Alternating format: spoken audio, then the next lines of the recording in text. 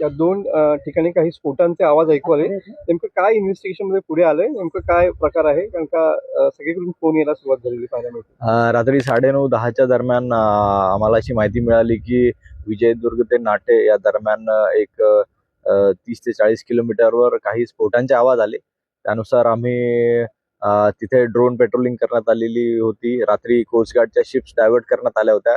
मुंबईवरून आणि कोस्टगार्डची interceptor ship divert करण्यात आली होती.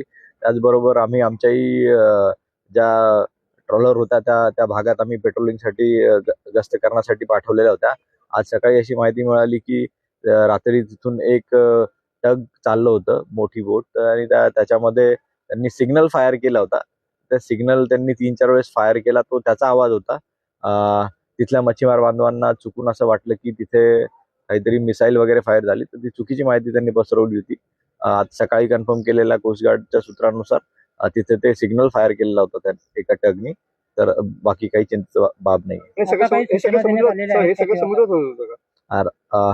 हे सगळं समुद्रात झालं. सकाळी सूचना देण्यात आलेल्या आहे. रात्रभर पूर्ण जिल्ह्यामध्ये सागरी रक्षक दलाचे सर्व नागरिक तसेच आमचे पोलीस दल रात्री सर्व लँडिंग पॉइंटवर आम्ही बंदोबस्त लावलेला होता आणि आमची पेट्रोलिंग अलर्ट मोडवर चालू आहे. असं कुठले संशयास्पद काही आढळलं? संशयास्पद आतापर्यंत काही आढळलेलं नाही. अशाच नवनवीन घडामोडी पाहण्यासाठी 24 न्यूज चॅनलला आत्ताच सबस्क्राईब करा, शेअर करा आणि बेल आयकॉनला प्रेस करायला विसरू नका. आणि हो, तुमची प्रतिक्रिया देखील कॉमेंट बॉक्समध्ये नोंदवा.